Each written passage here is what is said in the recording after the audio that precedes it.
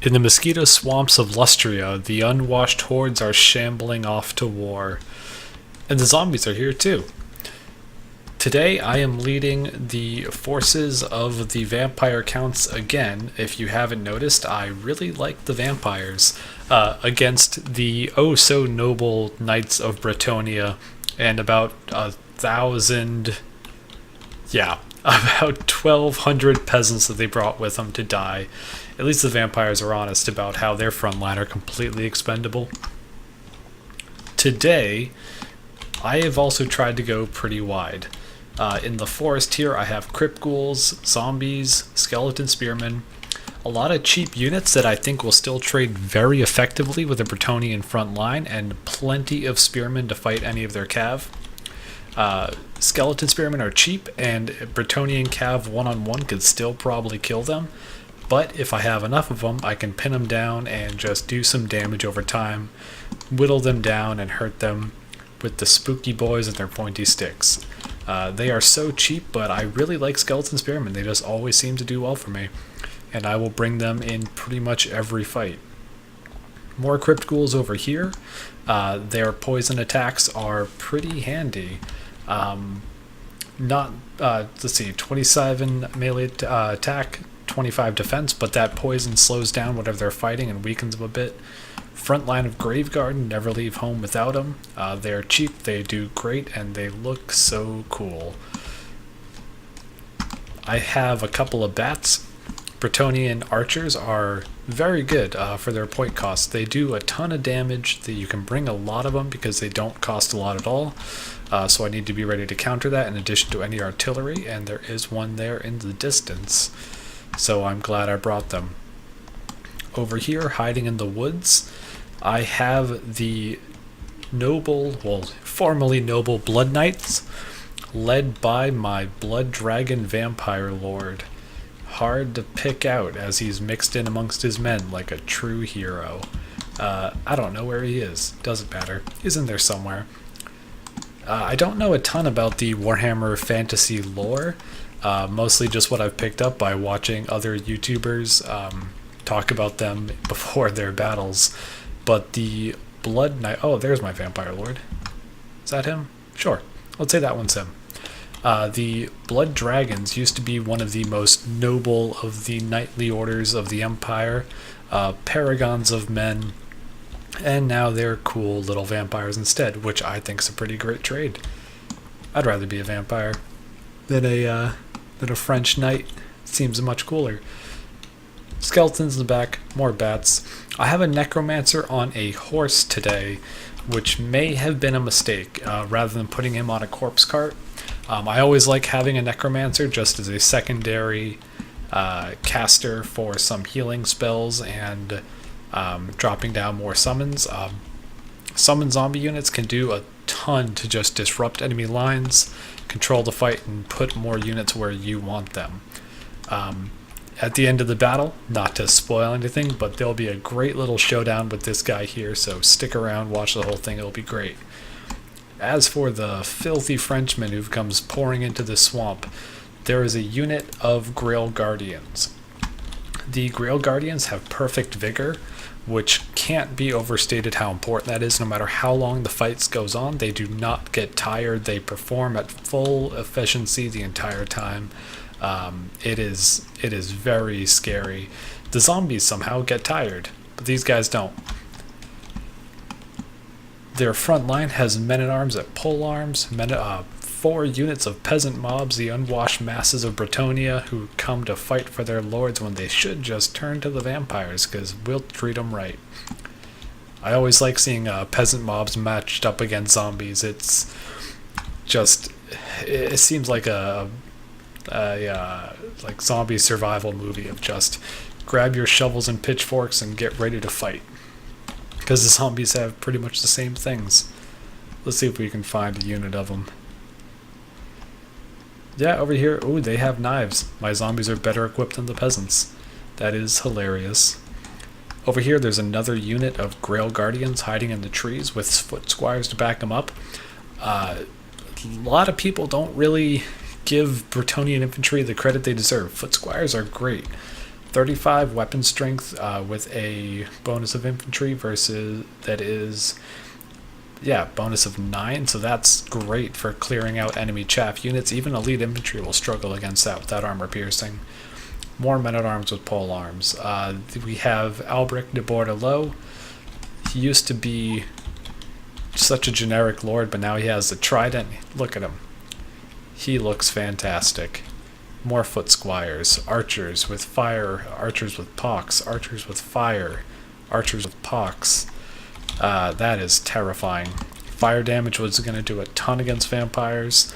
I think pretty much everything in the army has a 25% weakness to fire, and the pox arrows do poison damage to slow everything down. A blessed field trebuchet that deals magical damage, again, great at carving apart vampires, and it's pretty thematic. You'd bring holy water shells to shoot over at the vampires. More foot squires. Bretonnian infantry is just so cheap, you can really go wide. And yeah, I am outnumbered by the living here, but let's try to do what we can to change that. Put it in slow motion as the battle kicks off to see if there's anything that I missed. And as the battle kicks off, the field trebuchet should be in position. Yeah, it is now firing, which is not great for my front line. There's nothing in the vampire roster with ranged attacks, so I need to close the distance. You can see here I'm giving off all my orders. Close the distance, get in close. Ooh, that is nasty. Field trebuchet is coming in. Actually did not do that much damage. Killed one model of Graveguard. Just kind of splashed some holy water around the rest.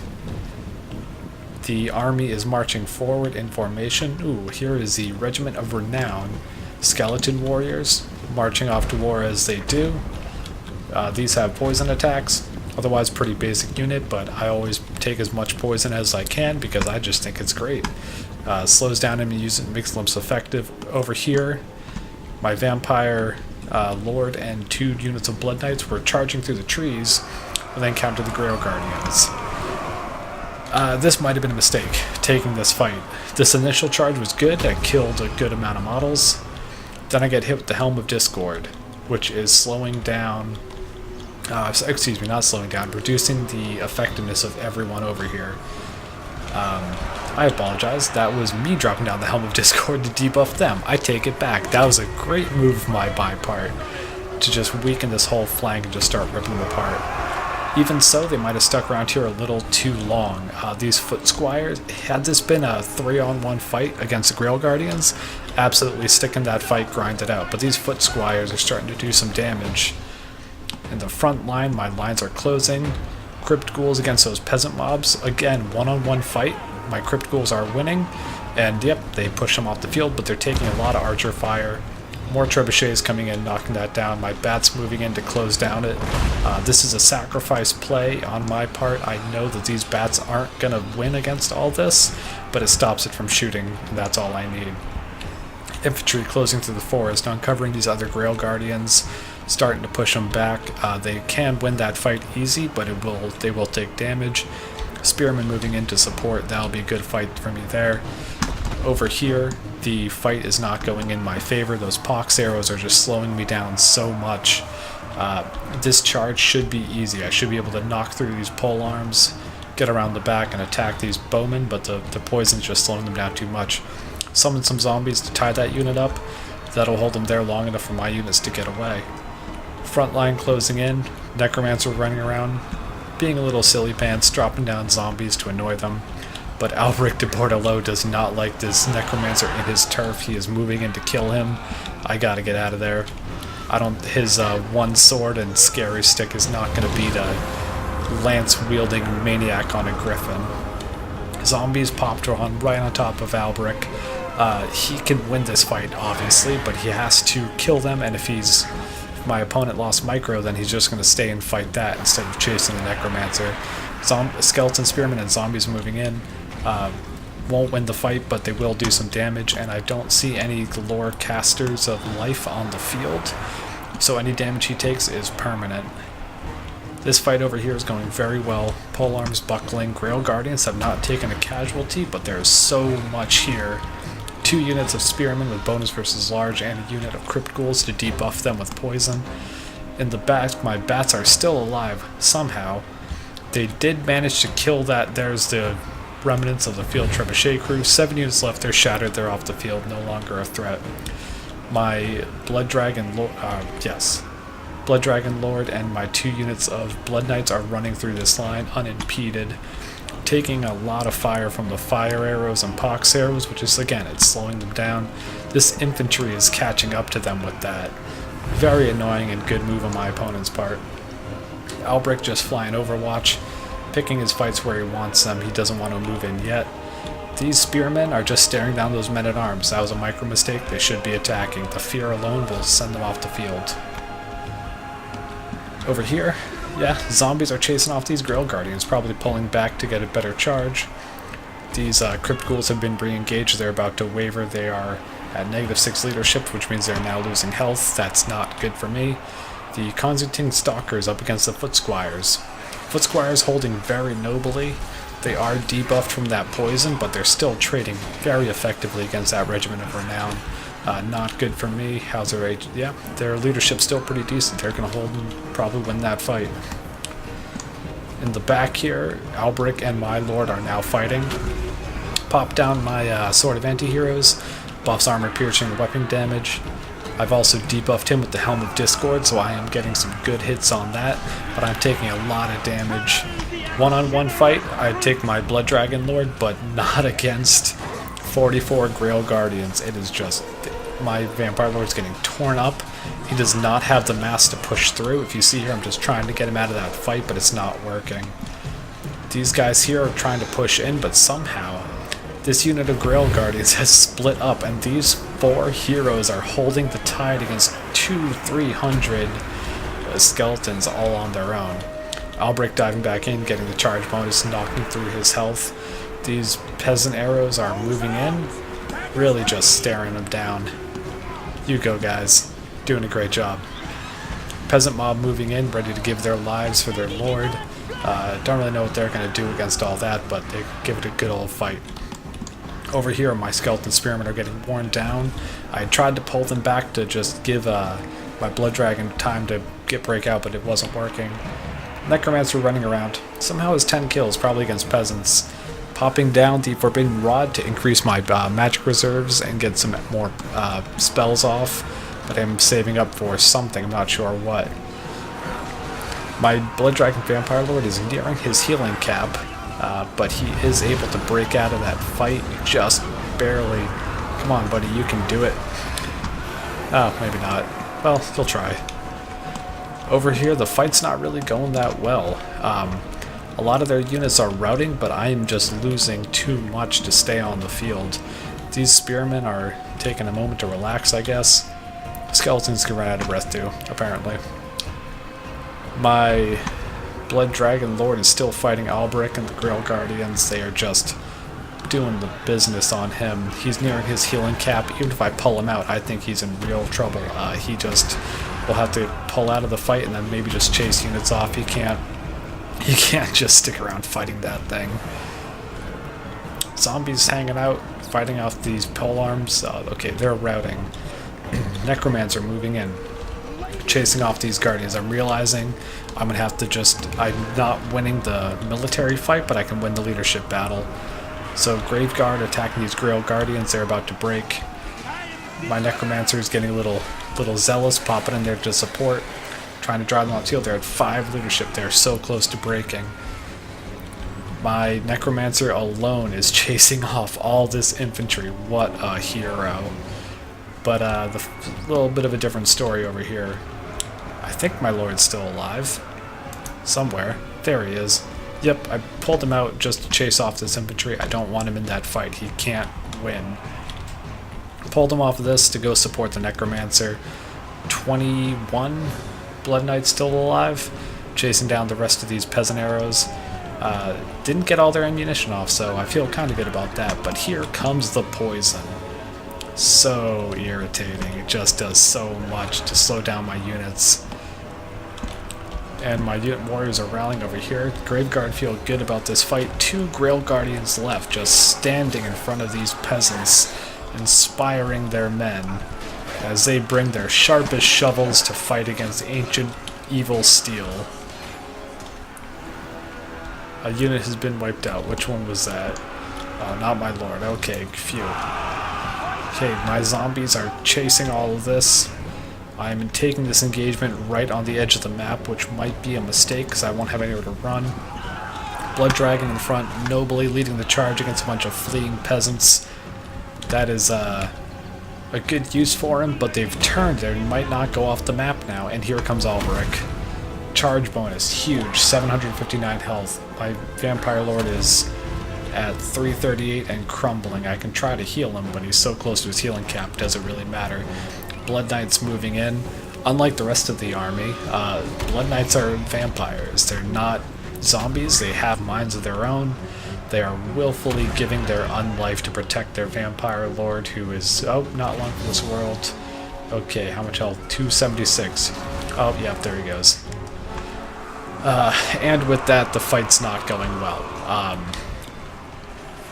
Undead, in particular, really need their lord to stay alive. That leadership debuff just does so much damage to them. These two units of Blood Knights now engaging Alberic. They're going to lose this fight. I need to pull out and cycle charge and just try to chip away at those Grail Guardians, but they have a lot of leadership. They're not in danger of breaking anytime soon. This fight here in the middle, there was nothing left on that flank. In the middle, everything is crumbling. My hidden unit is my Necromancer. This hero of the Von Karsteins is chasing everyone off. Okay, peasant bowmans are broken and shattered. Okay, they are shattered. They're running off the map. Necromancer chasing them down. Over here, my vampires are rallying, inspired by the brave tactics of a Necromancer chasing off a bunch of frightened peasants into the swamp. Like heroes do. 35's Graveguard, 55 zombies. They're crumbling fast. The zombies are actually holding. I think these were a summoned unit. They might just be degrading naturally. But my Blood Knights over here have finally fallen to the Grail Guardians. I guess evil hasn't won the day this time. Well, I guess the vampires in Warhammer aren't really evil. Some of them are okay. Vlad von Karstein seems like a pretty cool guy. At this point in the battle, I'm in the chat talking to my opponent. I'm going to put it in slow motion for a moment. My opponent, who I think I'll be able to show his name at the end of the video, he was a real class act just for the... Well, he was a great opponent to play against. A lot of cool tactics, interesting build. And I really liked him just for this alone. In the chat, I was telling him that, good game. I knew at this point I had lost. This Necromancer can't defeat all of that. So I said that my Necromancer was going to charge of the Light Brigade on in, and let's just see how that goes. At this point, I knew the game was over. I just wanted to have some fun with it. Though that unit of men-at-arms shattered as this hero of the vampires comes charging out of the woods. And just to have a nice thematic end to the battle, Alberic here sees what's going on and decides to be chivalrous. And again, kudos to my opponent. I summoned some zombies just to hopefully I wouldn't automatically break. And then, even though there's all this Grail Guardian is going against zombies, but Alberic comes in to fight the Necromancer alone. The rest of his army is just sitting back and watching, which I just thought was a great end to the battle. It's something I'll do in campaign battles. If it's just about over, I'll send my lord in alone. Alberic is giving these guys a day off. They've earned a break. Just the noble knights of Bretonnia alone are risking their lives here in the final battle. Alberic, as you could expect, doing very well against his undead. Oh, yeah. Okay, they exploded. That's not a good sign. And my Necromancer, where'd he go? Okay, there he is. Amazingly, his leadership is holding. He is still gonna fight it out. It's not like he really has a choice. If a routing was an option for the undead, I'm sure he would be right now. Instead, he's just going to fight this giant trident-wielding maniac with a spawn... Oh, okay, I guess he won't. Okay, so I lost that battle, but I thought it was a great fight. Even my opponent was saying he wasn't exactly sure how he won. The turning point, as far as I can tell, was when I allowed my Vampire Lord to get caught by that unit of Grail Guardians. He just got pinned in place. He could not kill 45 Grail Guardians unsupported. Blood Knights were not in range to support him. The rest of the army was still closing the distance. Getting caught out like that was fatal. The flanking idea I had in theory could have worked, but with a unit of Grail Guardians hiding on both sides of the map, my opponent anticipated that and had units in position ready to counter. It was unfortunate I lost this map, but I had a lot of fun doing it. Learned a lot, learned not to get greedy, so I hope that I can apply those lessons in battles to come. So thank you all very much for watching, and I hope you will tune in later.